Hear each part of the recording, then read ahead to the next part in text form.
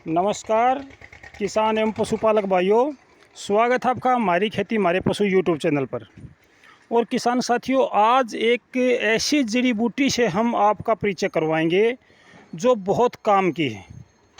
हमारी प्रकृति में कितनी दवाइयाँ हैं और वो किस किस प्रकार से प्रयोग में आती हैं, इसकी जानकारी हमें बहुत कम है। लेकिन जिन दवाइयों के बारे में, जिन जड़ी बूटियों के बारे में मुझे पता है, मैं केवल उन्हीं का ही आपको परिचय करवाऊंगा। आप जो स्क्रीन पर देख रहे हैं, इसको थोड़ा सा ध्यान से देखिए। इसका नाम तो मुझे पता नहीं है क्या नाम है। देखिए किसान साथियों, इसका क्या नाम है ये मुझे पता नहीं है।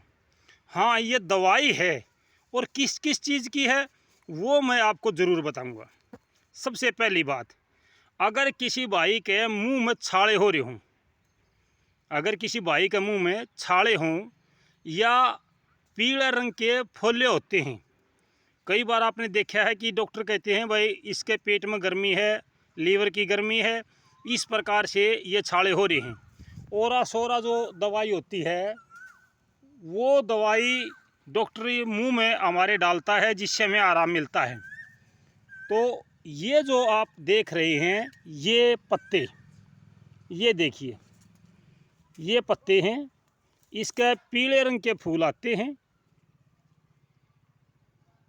ये देखिए ये पत्ते होते हैं, पीले रंग के इसको फूल आते हैं और इस प्रकार की इसको फलियाँ लगती हैं। देखिए ये इसके फलियाँ लगती हैं पीले रंग की, छोटा छोटा, बहुत छोटा इसका दाना होता है, बीज होता है। ये आम तौर पर खेतों में नालियों पर मिलती है और पेड़ के नीचे मिलती है। इसका जो टेस्ट होता है वो थोड़ा सा खट्टा होता है, खट्टी मीठी बोलते इसको। तो जिस भाई के मुंह आता है, बार बार मुंह आ रहा है, उस भाई के लिए मैं दवाई बता देता हूँ। एक बार पहले ये आपने 5-4 टहनी इसको उखाड़ ली, 5-4 टहनी उखाड़ी। उखाड़ने के बाद में इसको ऐसे का ऐसे मुंह में चबा लो, ऐसे का ऐसे तोड़ो और चबा लो। देखिए इसको आपने चबा लेना है। आपके मुंह के छाले 2 बार खाने से ही ठीक हो जाएंगे, ये मेरा खुद का तजुर्बा है। दूसरी सबसे बड़ी बात, ये दवाई जो नलिया का दर्द होता है, नले छोटे बड़े हो गए हों या उसके नलिया में दर्द होता हो, ये उसमें रामबाण का काम करती है।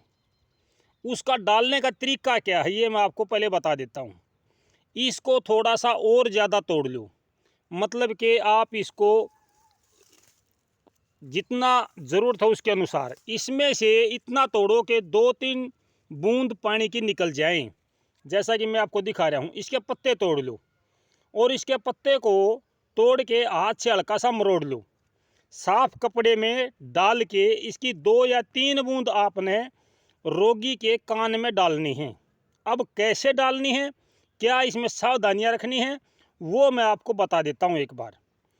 जिस भी तरफ, यानी कि अगर दाईं तरफ के नले में दर्द है तो बाईं तरफ के कान में ये दवाई डलेगी। इस बात को आपने ध्यान रखना है कि अगर दाईं तरफ का नला दुख रहा है, दाईं तरफ के नले में कोई दिक्कत है तो बाईं तरफ डालें, बाईं तरफ के नले में कोई दिक्कत है तो दाईं तरफ डालें। यानी कि जिस तरफ के नले में आपको दिक्कत है उसके दूसरी साइड वाला जो कान है, उस कान में इसकी 2 या 3 बूंदें आप डाल दें, 2 या 3 बूंदें। इस पत्ते को तोड़ के हल्का सा ऐसे मरोड़ लो, ऐसे मरोड़ लो। देखिए ऐसे मरोड़ लिया हमने इसको। मरोड़ने के बाद में ये देखो, ये देखो किसान साथियों, आपको शायद दिखाई दे रहा होगा, इसका पानी निकल रहा है। देखिए ये जो रस निकल रहा है इसका, ये देखिए। इस प्रकार से साफ कपड़ा लेके, सूती कपड़ा, उसके अंदर आपने इसका रक्त निकाल लेना है। आप देख सकते हैं इसमें से हल्का हल्का रक्त निकल रहा है। ये देखिए, ये देखिए, ये हल्का हल्का पानी निकल रहा है इसका, हाथ गीले हो गए हैं, आप देख सकते हैं। ये देखिए, इसमें से थोड़ा सा और ज़्यादा भी आप ले सकते हैं। इस प्रकार से आप रोगी के कान में इसको टपका दें। इसमें सावधानी ये रखनी है कि ये जो जड़ी बूटी है ये ओस नहीं पड़ी होनी चाहिए इसके ऊपर। यानी कि जब इस पे ओस गिरी हुई हो तो रोगी के कान में प्रयोग में ना लाएं। जब इस पे ओस ना गिरी हुई हो तभी रोगी के कान में इसकी 2 या 3 बूंदें टपका दें।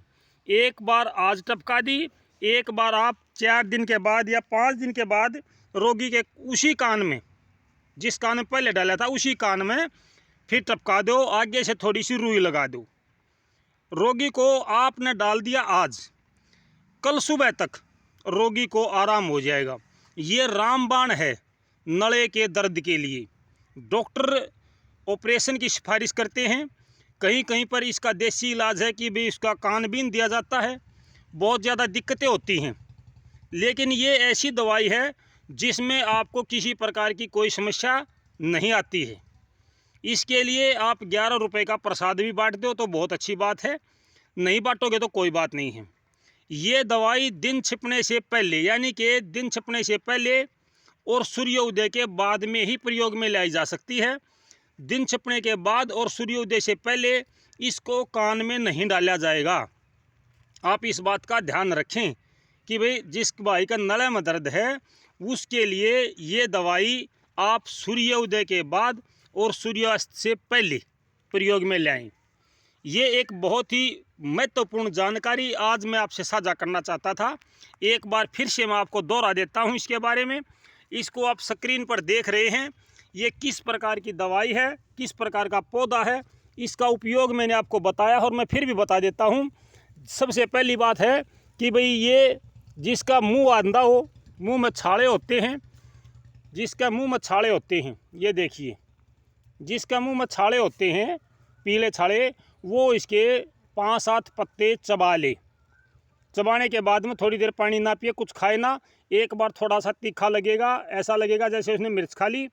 दिन में 2 बार अगर वो ये कर लेता है तो आपको उसी समय आराम मिलना शुरू हो जाता है। दूसरी मैंने इसकी जो दवाई बताई है वो बताई है नलियाँ का दर्द।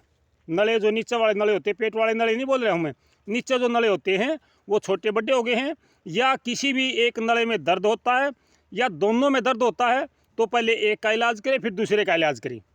जिस तरफ का नला आपका दुख रहा है उसके अपोजिट वाले कान में ये दवाई डालें। सूर्य उदय के बाद और सूर्यास्त से पहले इसका उपयोग करें। रात के समय में इसका उपयोग ना करें। इसके ऊपर सावधानी ये है कि इसके ऊपर ओस की बूंदें ना गिरी हुई हों, तब आप इसका रक्त निकाल के रोगी के कान में डाल दें और आगे से रुई लगा दें। तुरंत आराम होने वाली चीज़, बहुत ही ज़बरदस्त इलाज है इसका। दोनों ही प्रकार से मैंने इसका स्वयं प्रयोग करके देखा है। तो किसान साथियों, मुझे उम्मीद है कि प्रकृति में हमारे लिए जो दवाइयाँ हैं, जो औषधीय पौधे हैं, उनकी जानकारी मैं आगे भी आपसे शेयर करता रहूँगा। और आज जो मैंने आपको जानकारी दी है, आपको अगर ये अच्छी लगे तो वीडियो को शेयर ज़रूर कर देना ताकि हर भाई के पास ये बात पहुँचे, किसी भी रोगी को इसका लाभ मिले, इससे आपको भी पुण्य मिलेगा। मेरी सभी दर्शकों से प्रार्थना है कि इस वीडियो को ज़्यादा से ज़्यादा फॉरवर्ड करें, शेयर करें। आपने इतने ध्यान से सुना, देखा, इसके लिए आपका बहुत बहुत धन्यवाद। नमस्कार किसान साथियों।